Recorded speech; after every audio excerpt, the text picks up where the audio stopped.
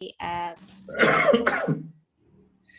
Baik, alhamdulillahirrahmanirrahim, kita lanjutkan pembahasan usulan penelitian atas nama Nadia. Saya cek administratif semua sudah ya, Nadia, TOEFL-nya 523 tadi, ya? Iya, Pak. Saya minta 23, jadi saya bisa 500 nih TOEFL-nya. Kamu banyak-banyak. Kemudian kayaknya lebih banyak, kemudian SKS-nya sudah 143 juga. Iya, sudah, Pak. Aduh, kamu kebanyakan semua ini. Kemudian laporan KP juga sudah, nanti silahkan dipaparkan rencana penelitiannya, 15 menit ya, maksimum ya, ini 10:10. Terima kasih untuk Bu Diana, Bu Laila, dan Bu Firsa. Silahkan Nadia untuk mulai presentasi.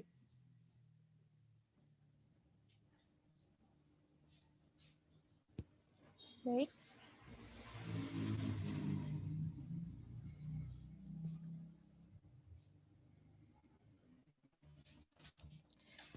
Baik, Assalamualaikum warahmatullahi wabarakatuh. Waalaikumsalam warahmatullahi wabarakatuh.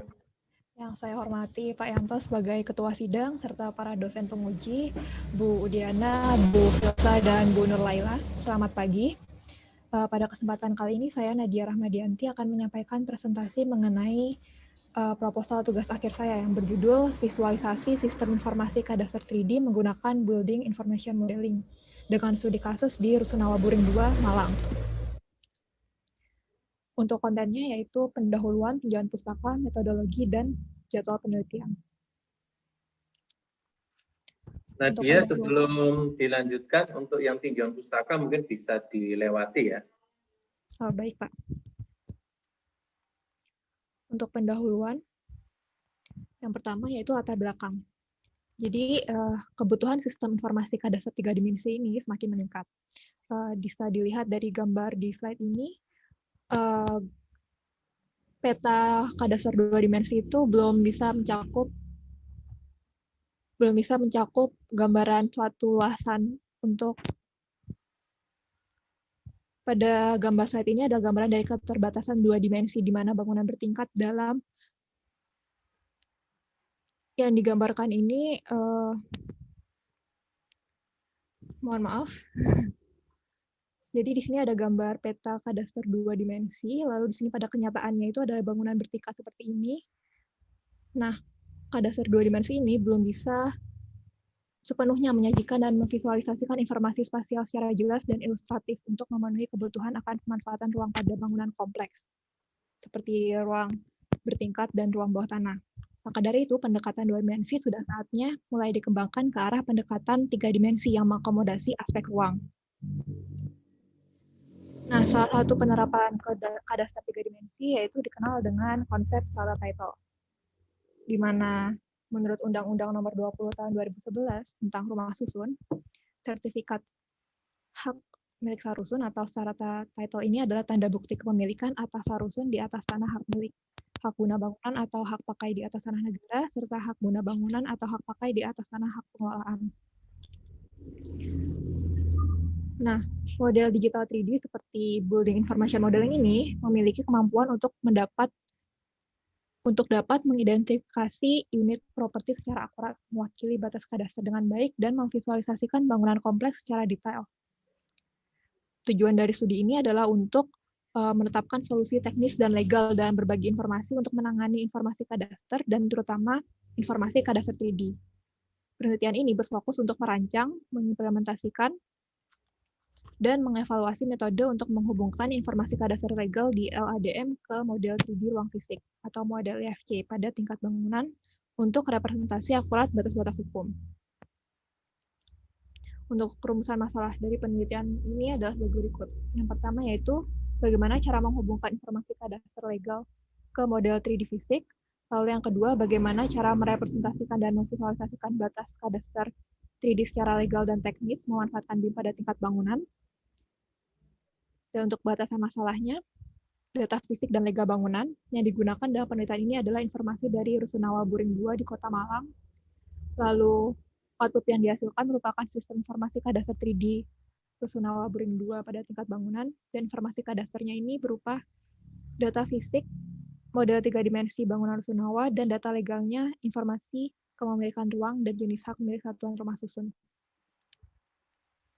Untuk tujuan penelitiannya yaitu yang pertama, membuat pemodelan objek 3 dimensi, lalu merancang model IFC, lalu merancang LADM, mengidentifikasi dan mengintegrasikan informasi legal dan fisik, serta mengimplementasikan sistem informasi kadasar 3 dimensi dengan memvisualisasikan batas kadasar 3D secara legal dan teknis memanfaatkan teknologi BIM. Untuk manfaat penelitiannya, yang pertama yaitu memberikan kemudahan untuk memahami implementasi kadasar 3D pada objek rusunawa. Lalu yang kedua, memberi informasi yang lebih cepat mengenai informasi legal dan fisik dari rusunawa. Lalu sebagai perwarupa bagi pengembangan implementasi kadasar 3D yang telah merepresentasikan dan memvisualisasikan informasi kadasar secara legal dan fisik, serta memudahkan untuk melakukan perbandingan secara internasional karena sistem informasi mengacu pada dokumen LADM. Lalu untuk tujuan pusakanya bisa dilewati seperti yang disampaikan oleh Pak Yanto.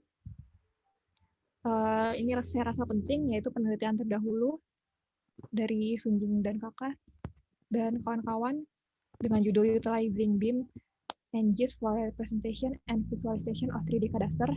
Di penelitian terdahulu ini menggunakan metode dengan cara mengintegrasikan model FCL-ADM dan lalu diintegrasikan lagi dengan CTGML. Outputnya ini adalah model BIM dalam tingkat kota.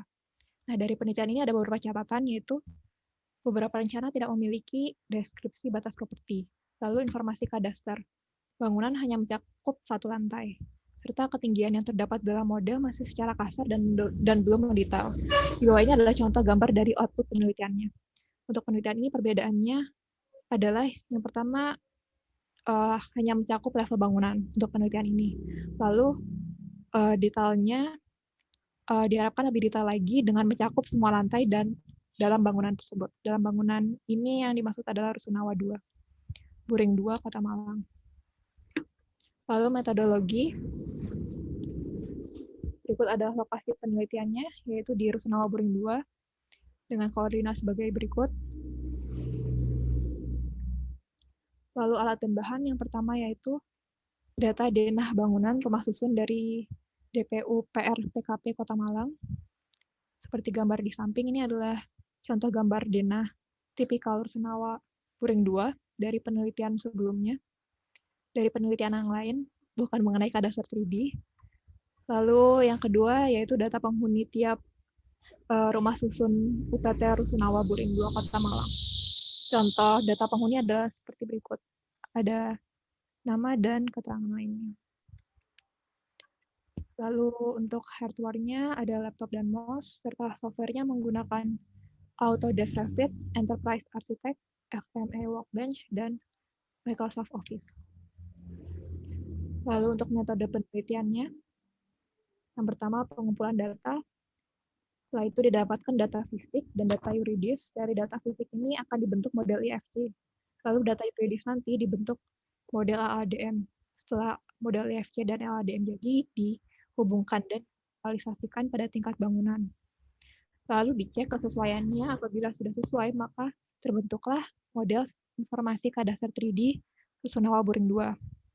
Lalu dilakukan analisa.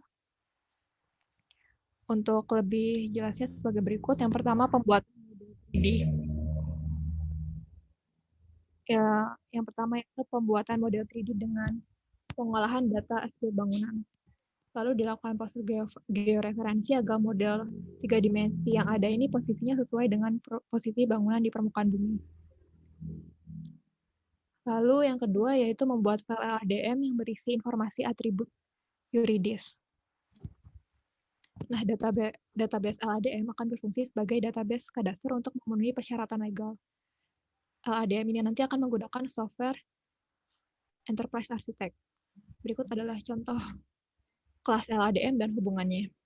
Lalu dari sini akan dihasilkan file XSD yang nantinya akan diekspor ke dalam XML dan menghasilkan informasi kadastar yang tersimpan dalam database LADM seperti berikut. Lalu yang ketiga, menentukan batas properti 3D di IFC. Untuk merepresentasikan ruang legal secara fisik, model IFC digunakan sebagai jembatan untuk menghubungkan ruang fisik dengan LADM. Untuk menentukan batas properti pada model IFC, yang pertama kita harus menyederhanakan model aslinya, sehingga seperti gambar berikut di samping. Lalu menambahkan elemen ruang yang menjelaskan luasnya unit properti 3D tersebut. Lalu setiap unit properti harus berisi volume 3D baik bagian konstruksi fisik maupun ruang legal terkait, dan setelah itu dilakukan koreksi manual directed saat menentukan batas properti 3D pada model IFC. Berikut adalah contoh model IFC space.